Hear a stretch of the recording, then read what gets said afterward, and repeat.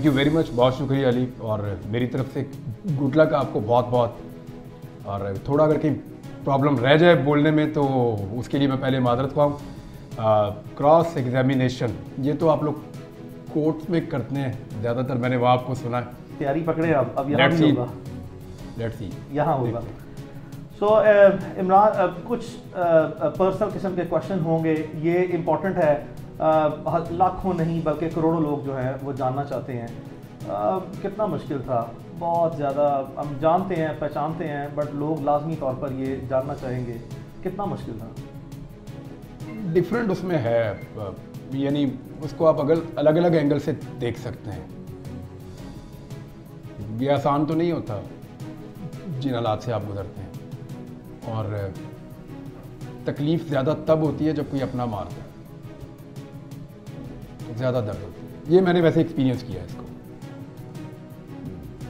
यानी कोई बाहर वाला मारे तो वो आपको फील नहीं होता। तो ये चीज़ मुझे शायद ज़्यादा फील हो रही थी कि यार मैं कोई इस मुल्क का गद्दार तो नहीं हूँ, मैंने कोई इस मुल्क के राज तो नहीं चुराए हुए, मैं कोई किसी दुश्मन मुल्क के साथ तो नहीं मिला हुआ, या मैं कोई ऐसी बात तो नहीं कर रहा कि जो मेरे मुल्क की नज़रियात के ख़िलाफ़ है। मैं जो बात कर रहा था वो डिफरेंस ऑफ ओपिनियन में आ सकती है, और वो कोई भी किसी से भी कर सकता है, कोई भी कर सकता है किसी से। तो इसका मतलब ये नहीं था कि मुझे ट्रीट किया जाए या किसी को भी ट्रीट किया जाए ऐसे जैसे कि वो इस मुल्क का दुश्मन है। किसकी याद सबसे ज़्यादा आई? याद तो अल्लाह की आई सबसे ज़्यादा, और अल्लाह की याद होती है हर जगह पे। जहाँ पे आप फंस जाते हैं ना या मुश्किल में आते हैं, तो सबसे पहले जो आपके दिमाग में आता है वो आपका अल्लाह होता है। आपको उसकी याद आती है सबसे पहले कि या अल्लाह, तूने ही हमेशा लाज रखी है, तूने हमेशा इज्जत भी रखी है, तूने हमेशा फ़ायदा भी दिया, और तूने ही हमेशा हिफाजत भी की है। ज़िंदगी देने वाला भी तू है, पालने वाला भी तू है, संभालने वाला भी तू है, हिफाजत करने वाला भी तू है, तेरे पास ही पेश होना है दोबारा, हिसाब लेने वाला भी तू है और माफ़ करने वाला भी तू है, तकदीर का लिखने वाला भी तू है और उसको मिटा देने वाला भी तू है, बदल डालने वाला भी तू है। तो सबसे पहले तो अल्लाह की आपको याद आती है। फिर उसके बाद दुनियावी आपके रिश्ते हैं, उनमें होता ये है कि पीरियड अगर कोई 2, 4, 6, 10 दिन का होना, तो फिर आपको कोई एक स्पेसिफिक रिश्ता या दोस्त ज़्यादा याद आता है। या इतना लंबा टाइम हो तो फिर बारियां लगती हैं। कोई दिन ऐसे होते हैं जिसमें माँ की याद आती है ज़्यादा, कोई ऐसे होते हैं जिसमें बाप बहुत याद आता है। मुझे अपने वालिद का पता है, और वो चीज़ मुझे तकलीफ़ देती थी। मैं जानता था कि मेरा बाप घर नहीं बैठेगा जब तक मैं मिल नहीं जाऊंगा, जिंदा या मुर्दा, वो पुरसकून हो ही नहीं सकता। मैं उनकी आदत जानता हूँ, मैं उनकी आदत जानता हूँ, मुझे पता है उनका। मुझे पता था कि वो सांस नहीं लेंगे जब तक, चैन से नहीं बैठेंगे जब तक कि मुझे ढूंढ नहीं लेंगे किसी भी हालत में। सुबह 4 बजे, सुबह 6 बजे, रात 12 बजे, दिन 3 बजे, 24 घंटे में कोई ऐसी घड़ी नहीं है। मैं हकीकत में बहुत सी चीज़ों का ऐनी शायद गवाह हूँ, और मैं बल्कि इसी बात की गवाही भी जो है वो देने के लिए तैयार हूँ कि ये बात 100% इस चीज़ की मुझे ऐसा हुआ। इसकी मुझे तकलीफ़ होती थी। मुझे उनकी आदत का पता था अपने वालिद की। दूसरा, उनके पाँव पे चोट लगी हुई थी जब मैं मिसिंग हो गया।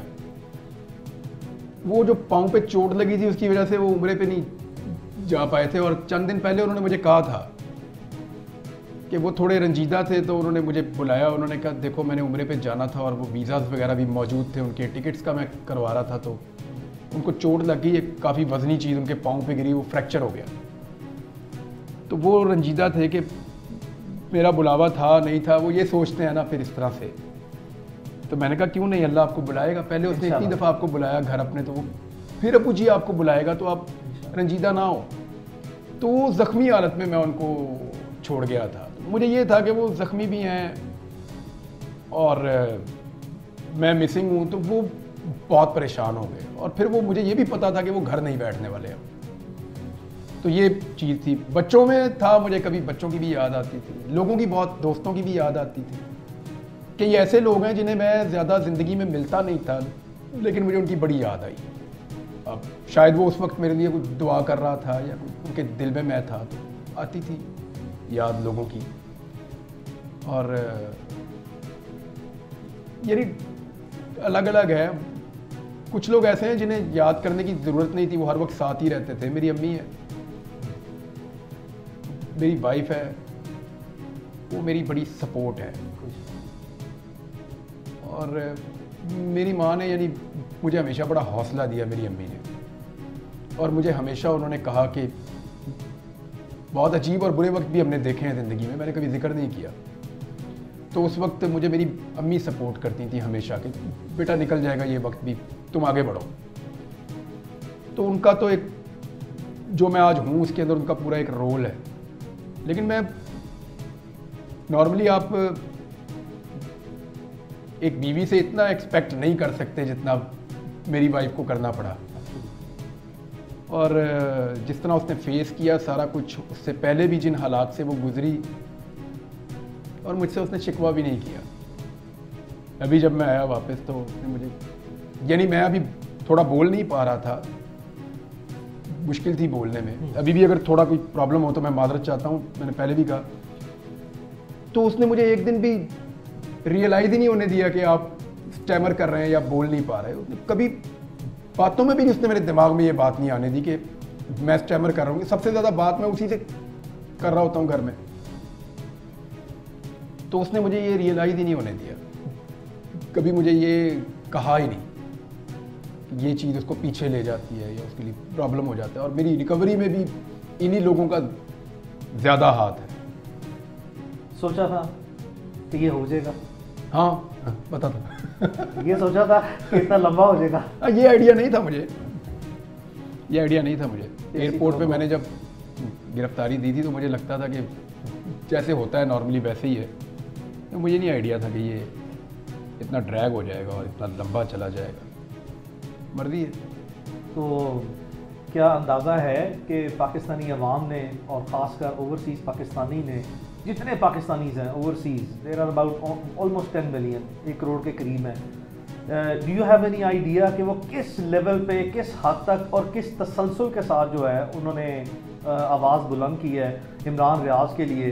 क्या कभी सोचा है कि अब कभी बचपन में सोचा हो, जवानी में, सहाफ़ती ज़िंदगी में आने के बाद, कि कोई ऐसा लम्हा भी ज़िंदगी में आएगा कि या कोई इतनी तवक्को होगी कि लोग इस हद तक जो है वो अच्छी रिकग्निशन देंगे, इतनी मोहब्बत करेंगे? क्या ईमानदारी से कोई ऐसा तसव्वुर था? अभी जब मैं ये दिन गुजार रहा था, 142 दिन बड़े लंबे होते हैं, मुझे 142वें दिन तक पूरा यकीन था कि लोग मेरे लिए दुआएं करेंगे, पक्का। आपको पता है मैं एक दुआ मांगता था हर नमाज में।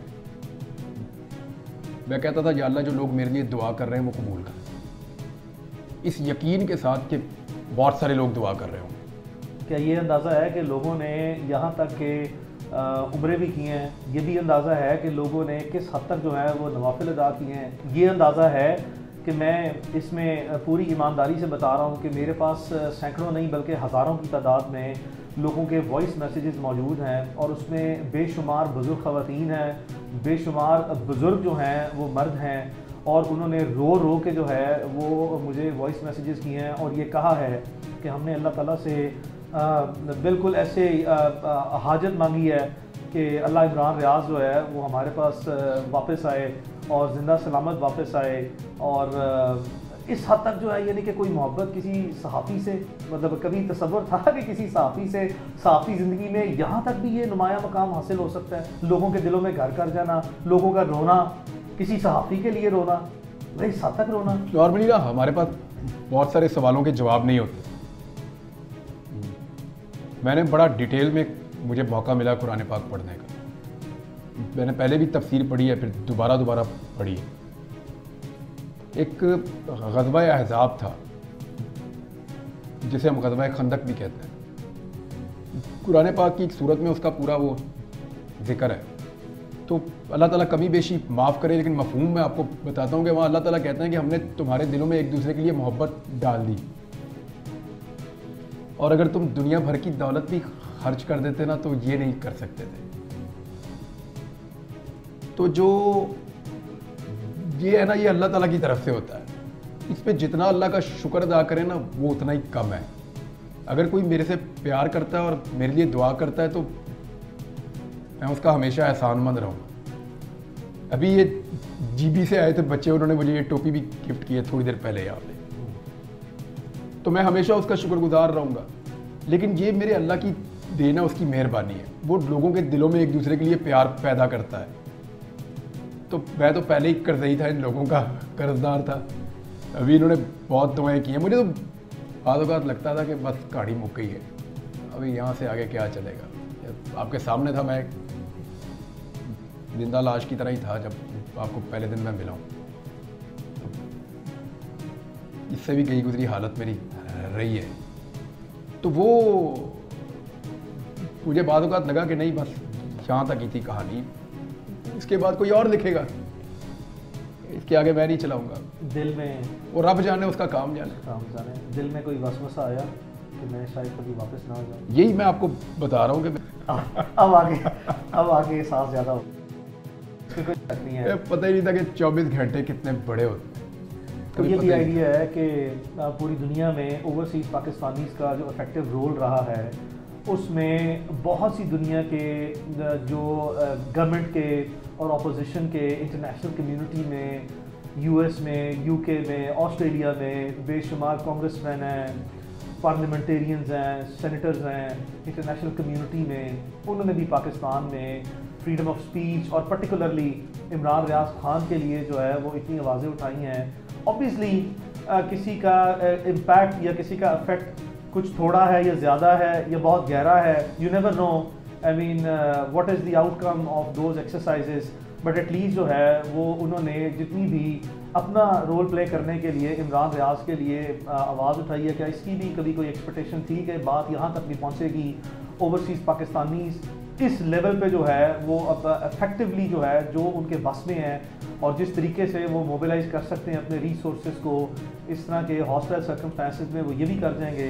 तो इंटरनेशनल कम्युनिटी में जितने इस तरह के पार्लियामेंटेरियंस हैं वर्ल्ड वाइड, उन्होंने भी जो है जो किरदार अदा किया, उनके लिए क्या पैगाम है? सबका बहुत शुक्रिया। वो मैं देखें, शुरू में तो मैं ये एक्सपेक्ट कर रहा था सभी करेंगे कि आवाज़ ज़रूर उठ रही होगी, लेकिन जब 100 दिन गुजर जाते हैं तो आप सोचते हैं कि शायद लोग मुझे भूल रहे हैं। आपके दिमाग में ये बात आती है, आप ये सोचते हैं कि शायद लोग मुझे भूल रहे हैं। और यानी आप अपना नाम ही ना सुने, अगर इतना अर्सा कोई आपको आपके नाम से बुलाए ही ना। जब मैं घर आया तो मुझे मेरे नाम से जब बुलाया, मुझे बड़ा अजीब उस दिन लगा। मेरे अम्मी अब्बू से मैं मिला तो मुझे ये फील हुआ कि ये मुझे एक्सपेक्ट नहीं कर रहे थे कि ये ऐसे वापस आ जाए। मुझे ये फील हुआ उनसे मिलने के बाद। तो जिन लोगों ने आवाज़ उठाई, मुझे ऐसा लगता था कि लोग ज़रूर आवाज़ उठाएंगे हक बात के लिए कि भी बंदा किधर गायब हो गया। मुझे लगता था कि लोग आवाज़ उठाएंगे, दुआ करेंगे, ये तो मुझे पक्का पता था कि लोग बहुत दुआ करेंगे। आवाज़ उठाएंगे मुझे ये भी पता था, किस लेवल पे उठाएंगे मुझे इसका अंदाज़ा नहीं था। कुछ चीज़ें मुझे मेरी वाइफ ने, कुछ मेरे घर वालों ने, कुछ दोस्तों ने, मेरी टीम के लोगों ने, और बहुत सारी चीज़ें आपने मुझे बताई कि ये बाद में लोगों का रद्द-ए-अमल था। तो जिन लोगों ने भी इसके लिए आवाज़ उठाई, मैं उन सबका बहुत शुक्रगुजार रहूँगा। तो जो पाकिस्तान के लीड एंकर पर्सन हैं, जिनसे सख्त नज़रियाती इख्तलाफ रहा है भी और रहेगा भी, उनमें बहुत से ऐसे नाम हैं जो मैंने बज़ाते खुद मुशाहिदा किया through out this entire period of. इसका कोई जस्टिफाई इसको कर ही नहीं सकता कोई भी हो। यानी जब उतीउल्लाह जान को उठा के गायब किया गया तो मैंने शोर मचा दिया था उस वक्त। मेरा सख्त उनसे इख्तलाफ है सख्त। अबसार आलम को जब गोली लगी तो मैंने उस पर रोला डाल दिया था कि भाई ये कैसे हो सकता कि इस्लामाबाद के पोश एरिया में बंदे को गोली मार के चले गए, अगर पकड़ नहीं सकते तो फिर अपने ऊपर लो ये ब्लेम। इस मौक़िफ़ की मुझे कीमत चुकानी पड़ी थी उस वक्त। जिसको घर में मारा एक बच्चे को, उसको बड़ी ज़्यादती की, उसके ऊपर मैंने आवाज़ उठाई। तो बात यह है कि इन चीज़ों को जस्टिफाई नहीं किया जा सकता। कोई सहाफ़ी अपने शदीद इख्तलाफ के बावजूद ये बात कभी नहीं मानेगा और ये बात कभी नहीं कहेगा कि गैर कानूनी तरीके से या गैर आईनी हथकंडों से या लॉलेसनेस हो और किसी के साथ ये किया जाए, किसी को कत्ल कर दिया जाए, किसी को गायब कर दिया जाए, किसी को टॉर्चर किया जाए, किसी को मार दिया जाए गोलियां, ये तो जस्टिफाइएबल है। लेकिन उन तमाम दोस्तों का जिन लोगों ने आवाज़ उठाई, उन सबका बहुत शुक्रिया, उन सबका जिन्होंने नहीं उठाई उनका भी बहुत नहीं, एक बड़ी लंबी तादाद है। मैं लाजमी तौर पर जिक्र करना चाहूँगा जो नहीं बोले होंगे, जो बोले उनका बहुत शुक्रिया। मुझे याद है अपना, मुझे फ़ोन आए इन सबके, मुझे हमद मीर साहब का फ़ोन आया, बिल्कुल जी, मुझे बाकी साहब जो मेरे अंसार अब्बासी साहब हैं, अंसार अब्बासी साहब का फ़ोन है। मदर अब्बास साहब तो मेरे उस्तादों में से, और वो काफ़ी डिप्रेस हो गए थे मेरे से बात करके। आरिफ हमीद भट्टी साहब हैं, वो बड़े सीनियर जर्नलिस्ट हैं, शराजी साहब, हाँ उन्होंने हैं, और काशिफ अब्बासी साहब हैं, वो हैं, एक लंबी तादाद है। महर बुखारी साहब हैं, और बड़ी लंबी तादाद है। मंसूर अली खान है, अमीन इकरार, वो मुझे मिलने भी आए हैं, इकरार हसन है, ये सारे बहुत सारे लोग हैं, बल्कि there is a very long list of people. Munir Jahangir है, मतलब I remember all of those people के बड़े बड़े क्रूशियल टाइम पे। कोई चॉइस नहीं है ना, चॉइस नहीं है, इसको जस्टिफाई कोई कर ही नहीं सकता, कोई कर सकता है पूरी दुनिया में? Absolutely not at all. I mean how can you know such actions be justified? ये नहीं हो सकता। इमरान, ये पता है कि अपना उस वक्त क्योंकि निगरान गवर्नमेंट का टाइम चल रहा है, और उससे पहले भी जो है वो डिफरेंट टाइम्स था गवर्नमेंट का, तो फेडरल गवर्नमेंट में बेशुमार ऐसे सियासतदान गुजरे हैं जिनकी मैंने स्टेटमेंट्स देखी हैं, आपकी नज़र से आने के बाद गुजरी हैं नहीं गुजरी, लेकिन मैं चंद एक को जो है वो लाजमी तौर पर कोट करना चाहूँगा। आई मीन उस वक्त के जो फेडरल इंटीरियर मिनिस्टर हैं, उसके बाद जितनी भी ये इनकमेंट गवर्नमेंट जो इस वक्त केयर टेकर गवर्नमेंट है, इसके जितने ज़िम्मेदारान हैं, कुछ ऐसी एक सियासी जमात भी है जिसके ज़िम्मेदारान जो हैं साबिक वज़ीर आज़म भी रहे हैं, साबिक वज़ीर दाखिला भी रहे हैं, बड़े बड़े ऐसे लोग हैं। किसी ने कहा कि मैं तो इमरान रियाज को जानता ही नहीं हूँ, जबकि आपके इंटरव्यू जो है वो उनके साथ थे। फिर कुछ ऐसे हैं जो कहें वज़ीर दाखिला कि जी हमें तो पता ही नहीं है कि ये कहाँ पे हैं। क्या ये वज़ीर दाखिला, वज़ीर कानून, पाकिस्तान के साबिक वज़ीर आज़म, इनको इस तरह की बातें जो हैं वो ज़ेक देती हैं? अच्छा, मुझे ना हैरत नहीं हुई बाकियों की, मुझे राणा सनाउल्लाह साहब की हैरत हुई। राणा साहब जब गलत केस में फंस गए तो मैंने बहुत शोर मचा दिया। उस वक्त की गवर्नमेंट ने और एस्टेब्लिशमेंट ने मेरे पे बहुत दबाव डाला। उन्होंने कहा जी आपका पॉइंट ऑफ व्यू इस पॉलिटिकल पार्टी से क्लैश कर जाता है, तो आप क्यों? मैंने कहा जी यहाँ राणा सनाउल्लाह ठीक है, ये केस गलत बनाया आप, गलत केस है। तो मैंने आवाज़ उठाई, राणा साहब आए थे शुक्रिया अदा करने, आपको याद है? याद है, राणा साहब घर आए थे, शुक्रिया अदा किया था उन्होंने कि यार मैं, आपने मेरे लिए बहुत आवाज़ उठाई तो मैं थैंक्स खुद आके करना चाहता था। मैं आई वाज एक्सपेक्टिंग कि राणा सनाउल्लाह अगर कुछ ना भी कर सके तो कम से कम कीचड़ नहीं उछाले।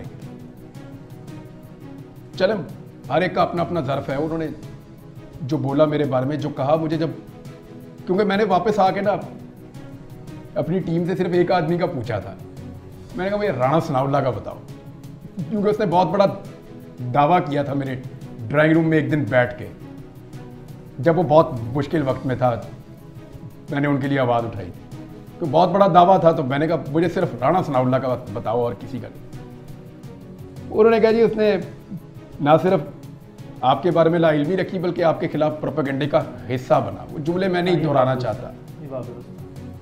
मुझे सिर्फ एक आदमी ने मायूस किया ज़्यादा पॉलिटिकल लोगों में से, बाकी मुझे आइडिया था किसने क्या करना है, किसने क्या करना है, तो वो राणा सनाउल्लाह ने। लेकिन वो फिर राणा सनाउल्लाह ने मेरी टीम से रब्ता किया, अभी थोड़ा सा पहले रब्ता हुआ, तो उन्होंने कहा कि वो उनके पॉलिटिकल स्टेटमेंट है तो उन पर कुछ बुरा ना मनाया जाए, तो उस पर वो थोड़े उनको नदामत थी। नहीं, चाहे चले कोई पॉलिटिशियन, लेकिन अब बहुत से लोगों की लिमिटेशन, हर कोई इतना वो नहीं बर्दाश्त कर सकता। Rana Sanaullah was interior minister, लेकिन वो कहते मेरे बस में ही कुछ नहीं था, कमज़ोर थे, कोई नहीं, खैर है। लेकिन अगर आप कमज़ोर थे तो आप अपना चुप रह सकते हैं, कीचड़ उछालना या किसी को गंदा करना ये गैर ज़रूरी था। गैर ज़रूरी था। हालांकि दावा बहुत बड़ा किया हुआ था। हाँ, वो दावे जो है वो जब निभाने का वक्त आया तो शायद वो है नहीं, मैं एक्सपेक्ट नहीं कर रहा था कि वो निभाए, मैं ये एक्सपेक्ट कर रहा था कि कम से कम कोई ग्रेस शो करें। शो करनी चाहिए, इसमें कोई शक नहीं है। सो इमरान, ये जो रोल ऑफ जर्नलिस्टिक ऑर्गेनाइजेशन है, इसके ये टू फोल्ड क्वेश्चन है। एक है हमारी लोकल जो हैं वो ऑर्गेनाइजेशंस, तो मैं ज़ाती तौर पर क्योंकि इस केस में ना सिर्फ ये कि आपके बचपन के दोस्त हूँ, बल्कि एट द सेम टाइम जब भी कोई ऐसे प्रॉब्लम आई है, so you have been very kind that I have always been you know the only and first choice. मैं इस पे ये चीज़ जो रिकॉर्ड पे रखना चाहता हूँ, जो हमारी लोकल ऑर्गेनाइजेशंस हैं, सहाफ़ती तंजीमें जो हैं, चाहे वो कोई डिस्ट्रिक्ट लेवल पे है या वो कोई है आई मीन नेशनल लेवल पे है, डिफरेंट है। मुझे कुछ इस चीज़ के बारे में ज़ाती तौर पर जो है वो इल्म है कि चंद एक लोग जो हैं, वेरी फ्यू पीपल, मैं कुछ को कोट करता हूँ। लाहौर प्रेस क्लब के प्रेसिडेंट थे आज़म तारिक मतीन साहब का नाम मैं कभी नहीं भूल सकता, सिद्दीक जान का नाम नहीं भूल सकता, मैं समी इब्राहिम साहब का नाम नहीं भूल सकता कभी भी इस सारे इशू के अंदर। हाँ, क्योंकि इन लोगों ने डॉक्टर मोहित पीरज़ादा साहब बाहर जो मौजूद हैं वो तो ऑब्वियसली हाँ, उनके लिए तो था, साबिर शाकिर साहब थे, मोहित पीरज़ादा थे, और जो लोग अहमद नूरानी ने आवाज़ उठाई, सरल ने गालिबन आवाज़ उठाई, और मुझे बताया गया, तो जिनके मैं नाम भूल जाऊँ मैं मादरत चाहता हूँ उनसे, मैं सबका नाम नहीं ले पाऊँगा, थोड़ा मुझे अभी मैं रिकॉल भी नहीं कर पा रहा सही तरह, मैं और खुद मैंने कुछ विटनेस भी नहीं किया हुआ, मैंने खुद विटनेस भी नहीं किया हुआ, जिसकी चीज़ मैं देखता हूँ तो मैं थैंक्स खुद भी कर देता हूँ फ़ोन करके लोगों को। तो वो उसमें ये नाम वो हैं जिनको मैं भूल नहीं सकता, इनकी हमेशा मैं कदर करता रहूंगा। का किरदार जो है वो कोई इतना लेकिन वो नहीं कर नहीं पाएंगे ना, जो पाकिस्तान के अंदर मौजूद है वो कैसे करेंगे। मुझे आप बताएं, क्या आज पाकिस्तान का मीडिया जो खबर चलाता है वो क्या मीडिया ही बनाता है? आप एक वकील हैं, you are not a journalist, but हमारे केस लड़ के आपको आइडिया हो गया, एक फेयर आइडिया हो गया। इधर आज मैं आया हूँ तो 12 सहाफ़ी बैठे हुए थे आपके पास, वो क्या बताते हैं आपको? क्या मीडिया अपनी मर्जी से खबरें चला रहा है? क्या वो खुद अपने आप को कंट्रोल कर पा रहे हैं? हाँ, मीडिया आज़ाद नहीं है पाकिस्तान में। मुशर्रफ के दौर में इससे बहुत बेहतर था। तो उनसे मैं क्या गिला करूं, वो मजबूर हैं। देखें, मैंने जब एक्सप्रेस से नौकरी मेरी गई तो वो एक्सप्रेस वाले भी काफ़ी परेशान थे, वो वहाँ मेरे कुलीग रो भी रहे थे कि उनकी आंखों में आंसू थे जब मुझे वो नीचे छोड़ने आए थे। तो क्या मैं 3000 बंदे की नौकरी दाव पे लगवा दूं? दो ऑप्शन होती हैं ना आपके पास, चैनल बंद करें, 2-3 हज़ार बंदा बेरोजगार, दूसरा ये है कि ये आप 1-2 बंदे निकल जाए, खैर है, चलो ये गए अपने घर। तो मेरी वजह से इतने लोग बेरोजगार तो नहीं होने चाहिए।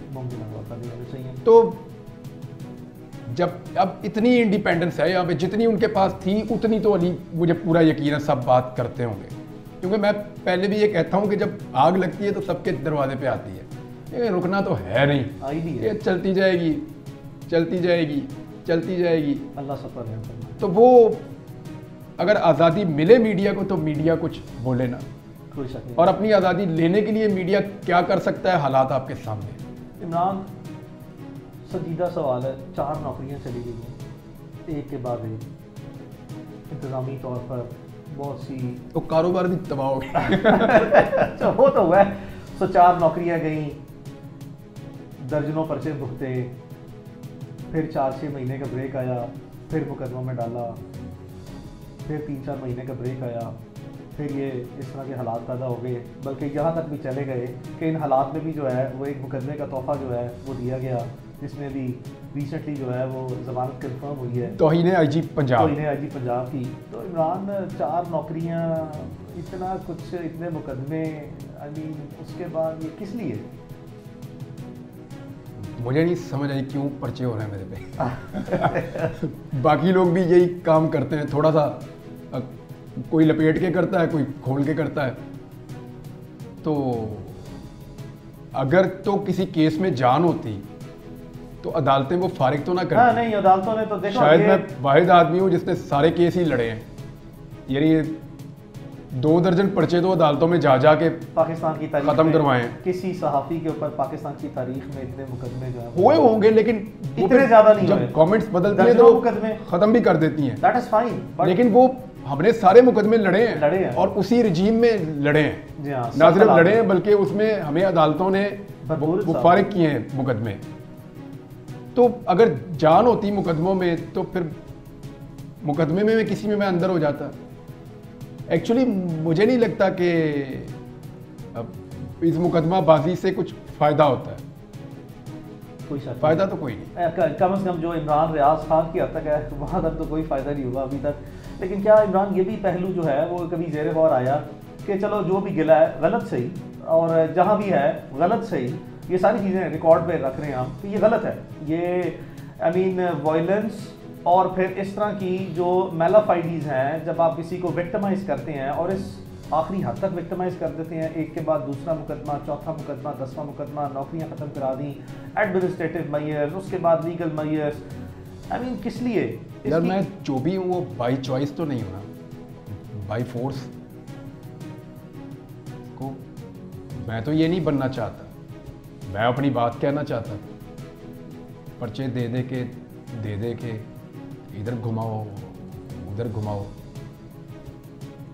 तो आज भी मैं क्या चाहता हूँ, मैं अपनी बात करना चाहता हूँ आज़ादी के साथ, और मैं आइन और कानून के दायरे में रह के बात करना इसमें चाहता कोई हूँ। शक नहीं है, इसमें कोई शक नहीं है। कभी आज तक लीगल मैंने आपको एक बात क्रॉस नहीं हुई। कही थी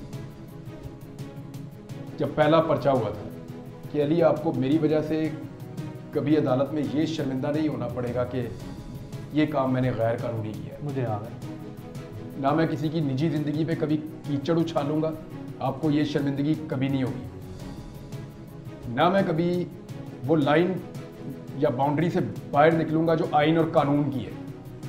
आइन और कानून के अंदर अगर नहीं पसंद आइन तो बदलते हैं भाई आइन में, उसके ऊपर बात कर दूंगा। अब जो है आइन उसी पे बात करूंगा ना मैं।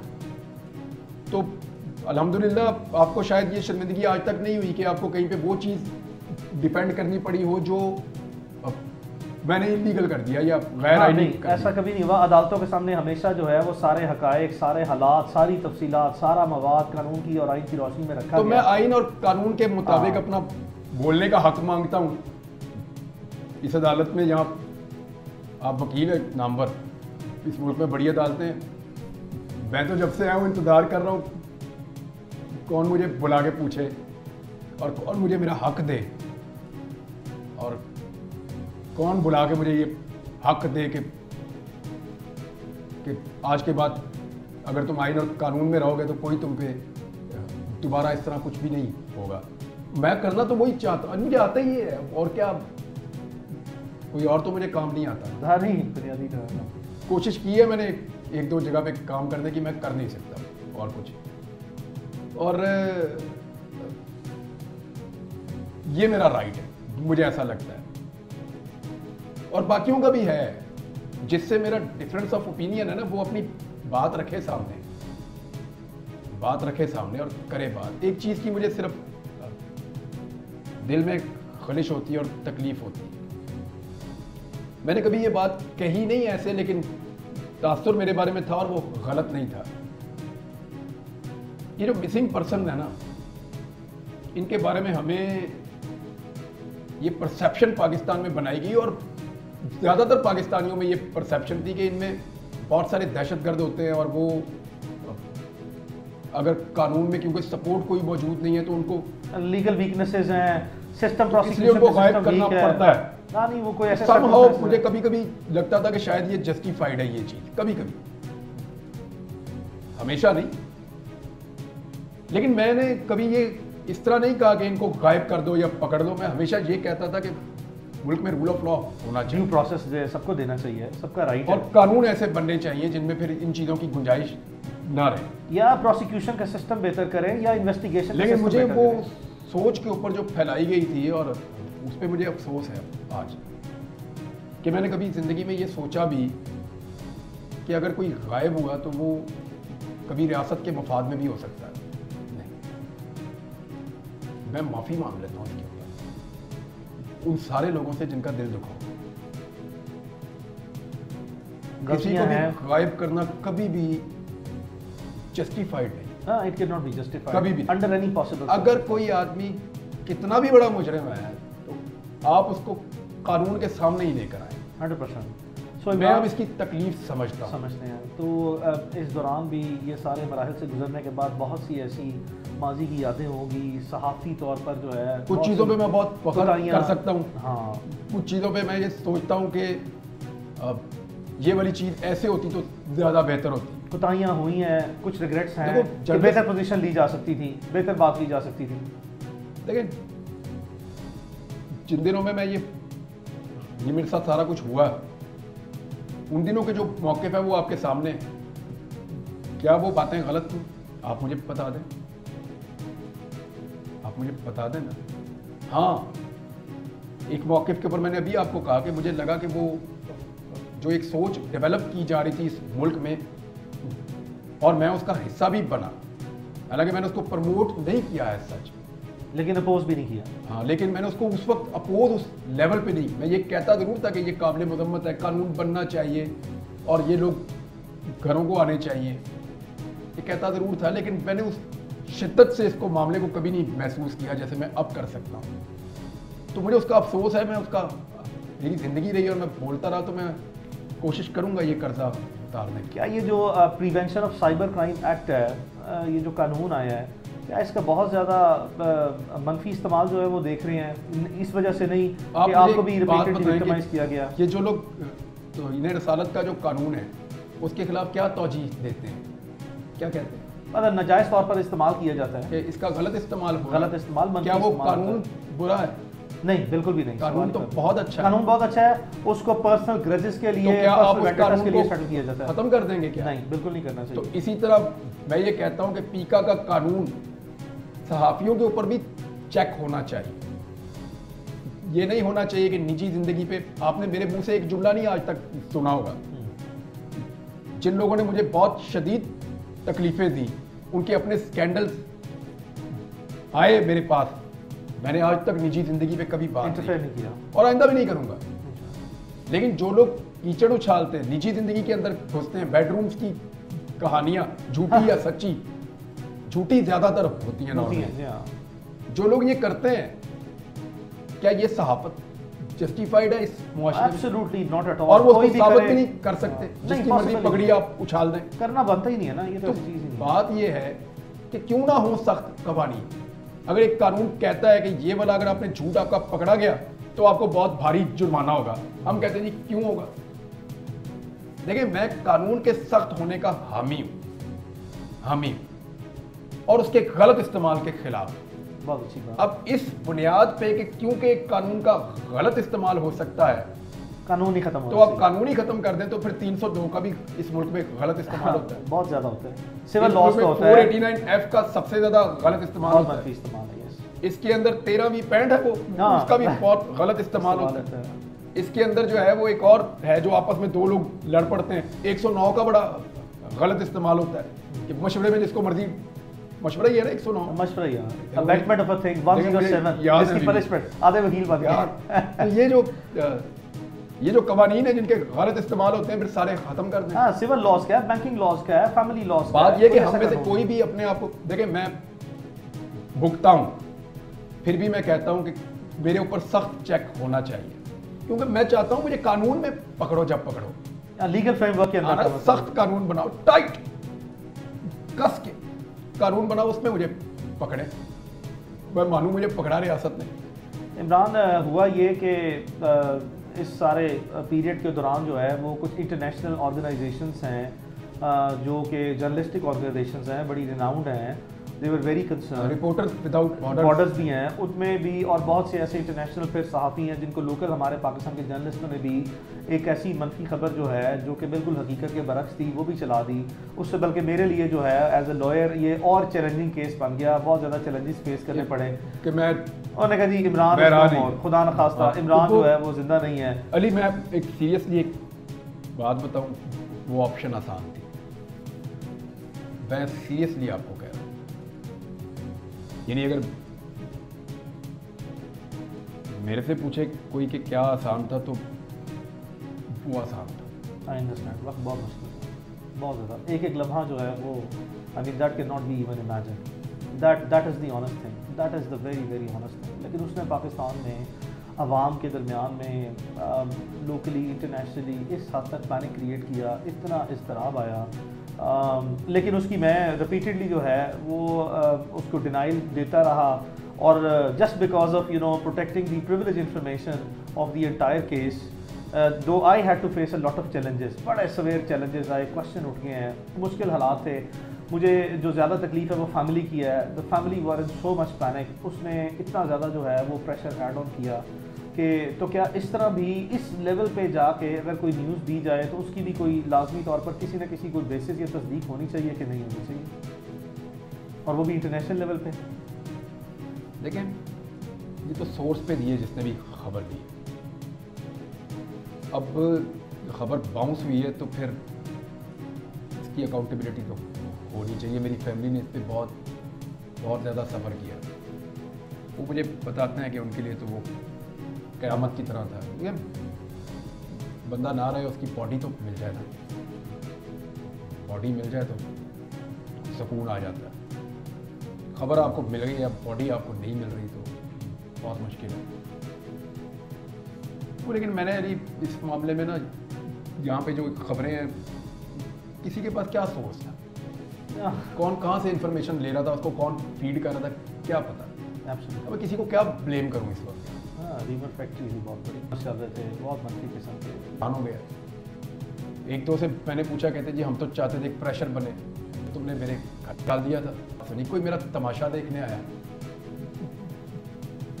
किसी को तस्कीन हुई मुझे ऐसे देख के, किसी को बहुत दुख हुआ, कोई मुझे गले लगाने आया, कोई मुझे हौसला देने आया, कोई दुआएं देने आया, कोई मुखबरी करने आया।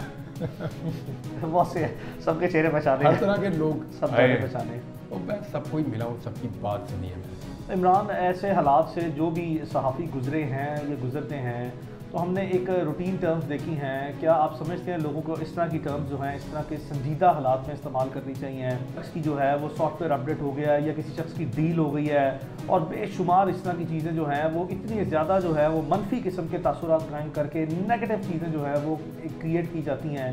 क्या, पहले मेरा सवाल सिर्फ इतना है, क्या ऐसा करना चाहिए लोगों को? देखिए, मैं आपको एक चीज़ बताऊँ, अगर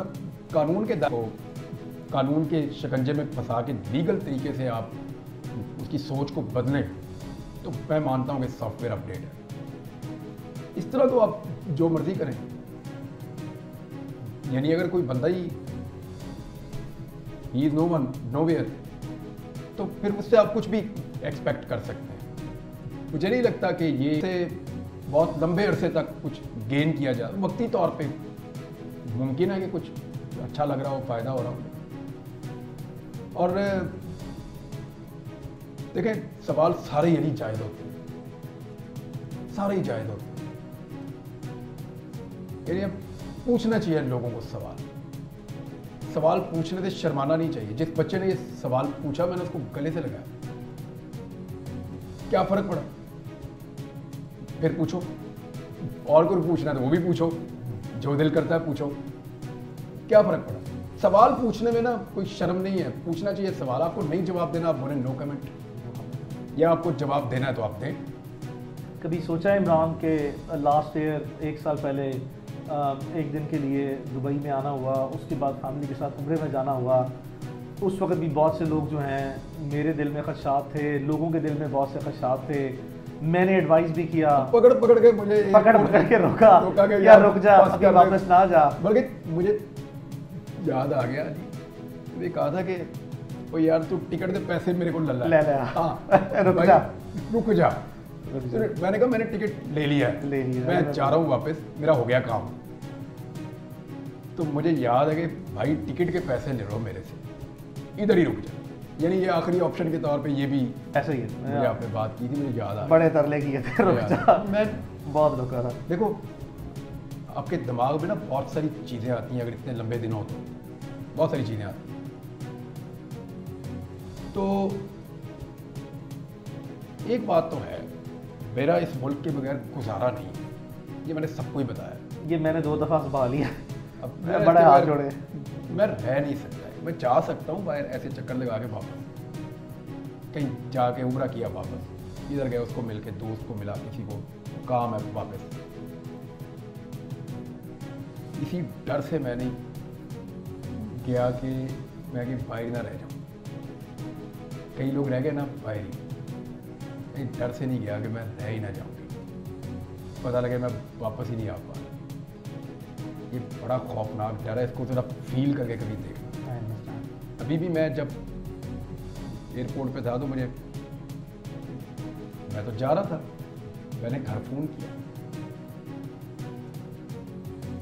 मुझे पता चला मेरे घर पे बहुत ज़्यादा लोग आए, बहुत बड़ा रेड हुआ है। मुझे लगा कि मैं अगर चला गया तो यहाँ परेशानी होगी। वहाँ पूछो, आपको तो रिकॉर्ड पता है, मैंने अपना पासपोर्ट बाकायदा FIA के ऑफिसर से छीन के लिया था, और फिर मैंने अपना बोर्डिंग अपने सिग्नेचर से खुद कैंसिल करवाया था। वो रिकॉर्ड आपने देखा होगा। मैंने अपना बोर्डिंग कैंसिल करवाया और खुद कैंसिल किया कि मैं नहीं जा रहा। शायद मैं चला जाता, लेकिन मैंने कराया। फिर मैंने वो आ गए थे पुलिस वगैरह भी, सारे लोग अरेस्ट हो गए। UK में, US में, यूरोप में, गल्फ में, ऑस्ट्रेलिया में बेशुमार ओवरसीज पाकिस्तानीज हैं। वो कहते हैं हमने घर रखा हुआ है आपके लिए, इधर आ जाओ। बहुत सारे लोग हैं वो कहते हैं इधर घर है हमने आपके लिए रखा हुआ है, आप सिर्फ आगे तो इधर रहना शुरू कर दें। इसमें कोई शक। तो मैंने उन्हें कहा आप इधर आ जाए मेरे पास, मैं आपको यहाँ रख लेता हूँ। मैं मुझसे भी बड़े मायूस हुए हैं, वो शायद समटाइम ये भी ट्रीट करते हैं कि यार हम इतने काइंडनेस के साथ ऑफर कर रहे हैं, इतनी काइंडनेस के साथ जो है वो सिंपथाइज कर रहे हैं, सपोर्ट करने की कोशिश कर रहे हैं, तो ये हमें बड़ा स्ट्रांगली जो है वो डिनाई कर देते हैं। तो आई मीन ठीक है, उन सबका क्या शुक्रिया एटलीस्ट अदा करना बनता है कि नहीं बनता, जो हमारे साथ इतनी मोहब्बत जो है वो पाकिस्तान में रहते हैं। जाके शुक्रिया अदा करेंगे, ज़िंदगी रही तो इंशाल्लाह। मैं चाहूँगा सबको